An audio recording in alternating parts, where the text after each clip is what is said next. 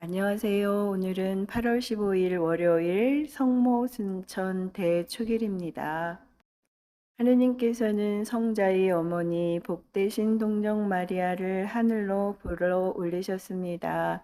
당신 종의 비천함을 굽어보신 하느님 안에서 우리도 기뻐하며 여인들 가운데서 가장 복되신 동정 마리아의 승천으로 우리에게 희망을 주신 하느님을 찬미합시다.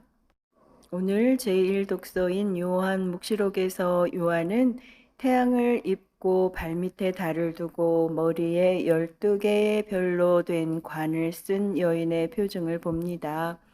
또 제2독서인 코린토 1서에서 바오로 사도는 그리스도께서 죽은 이들 가운데서 되살아나셨으므로 그리스도 안에서 모든 사람이 살아날 것이라고 합니다.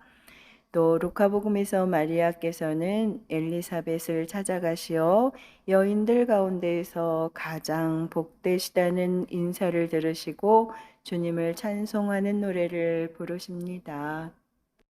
오늘 제일 독서는 요한 묵시록의 말씀입니다. 하늘에 있는 하느님의 성전이 열리고 성전 안에 있는 하느님의 계약궤가 나타났습니다. 그리고 하늘에 큰 표징이 나타났습니다. 태양을 입고 발밑에 달을 두고 머리에 12개 별로 된 관을 쓴 여인이 나타난 것입니다. 그 여인은 아기를 베고 있었는데 해산의 진통과 괴로움으로 울부짖고 있었습니다. 또 다른 표징이 하늘에 나타났습니다. 크고 붉은 용인데 머리가 7이고 뿔이 10이었으며 7머리에는 모두 작은 관을 쓰고 있었습니다. 용의 꼬리가 하늘의 별 3분의 1을 휩쓸어 땅으로 내던졌습니다. 그 용은 여인이 해산하기만 하면 아이를 삼켜버리려고 이제 막 해산하려는 그 여인 앞에 지켜서 있었습니다. 이윽고 여인이 아들을 낳았습니다. 그 사내 아이는 새 지팡이로 모든 민족들을 다스릴 분입니다. 그런데 그 여인의 아이가 하느님께로 그분의 어자로 들어 올려졌습니다. 여인은 광야로 달아났습니다. 거기에는 하느님께서 마련해 주신 처소가 있었습니다. 그때에 나는 하늘에서 큰 목소리가 이렇게 말하는 것을 들었습니다. 이제 우리 하느님의 구원과 권능과 나라와 그분께서 세우신 그리스도의 권세가 나타났다. 주님의 말씀입니다. 하느님 감사합니다. 이어서 제2독서는 사도 바오로의 코린토일서 말씀입니다. 형제 여러분, 그리스도께서는 죽은 이들 가운데서 되살아나셨습니다. 죽은 이들의 만물이 되셨습니다. 죽음이 한 사람을 통하여 왔으므로 부활도 한 사람을 통하여 온 것입니다. 아담 안에서 모든 사람이 죽는 것과 같이 그리스도 안에서 모든 사람이 살아날 것입니다. 그러니 각각 차례가 있습니다. 만물은 그리스도이십니다. 그 다음은 그리스도께서 재림하실 때 그분께 속한 이들입니다. 그러고는 종말입니다. 그때에 그리스도께서는 모든 권세와 모든 권력과 권능을 파멸시키시고 나서 나라를 하느님 아버지께 넘겨드리실 것입니다. 하느님께서 모두 원수를 그리스도의 발 아래 잡아다 놓으실 때까지는 그리스도께서 다스리셔야 합니다. 마지막으로 파멸되어야 하는 원수는 죽음입니다. 사실 하느님께서는 모든 것을 그의 발 아래 굴복시키셨습니다. 주님의 말씀입니다. 하느님 감사합니다. 이어서 루카복음입니다. 그 무렵 마리아는 길을 떠나 서둘러 유다 산악 지방에 있는 한 고을로 갔다. 그리고 즉가리아의 집에 들어가 엘리사벳에게 인사하였다. 엘리사벳이 마리아의 인사말을 들을 때 그의 태 안에서 아기가 뛰놀았다. 엘리사벳은 성령으로 가득 차 큰 소리로 외쳤다. 당신은 여인들 가운데서 가장 복되시며 당신 태중의 아기도 복되십니다. 내 주님의 어머니께서 저에게 오시다니 어찌 된 일입니까?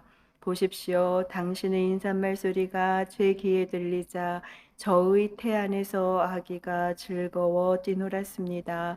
행복하십니다. 주님께서 하신 말씀이 이루어지리라고 믿으신 분. 그러자 마리아가 말하였다. 내 영혼이 주님을 찬송하고 내 마음이 나의 구원자 하느님 안에서 기뻐 뛰니 그분께서 당신 종의 비천함을 굽어 보셨기 때문입니다. 이제부터 과연 모든 세대가 나를 행복하다 하리니 전능하신 분께서 나에게 큰 일을 하셨기 때문입니다. 그분의 이름은 거룩하고 그분의 자비는 대대로 당신을 경외하는 이들에게 미칩니다. 그분께서는 당신 팔로 권능을 떨치시어 마음속 생각이 교만한 자들을 흩으셨습니다. 통치자들을 왕자에서 끌어내리시고 비천한 이들을 들어 높이셨으며 굶주린 이들을 좋은 것으로 배불리시고 부유한 자들을 빈손으로 내치셨습니다. 당신의 자비를 기억하시어 당신 종 이스라엘을 거두어 주셨으니 우리 조상들에게 말씀하신 대로 그 자비가 아브라함과 그 후손에게 영원히 미칠 것입니다. 마리아는 석 달가량 엘리사벳과 함께 지내다가 자기 집으로 돌아갔다. 주님의 말씀입니다. 그리스도님 찬미합니다. 이어서 오늘의 묵상입니다. 대형 유람선을 탄 승객들은 그들이 어디로 가는지보다 그날 식당과 놀거리에 더 관심을 보인다고 합니다. 영원성을 삭제하면 지평선은 언제나 좁게 보인다라는 어느 이탈리아 주교님의 말씀이 생각납니다.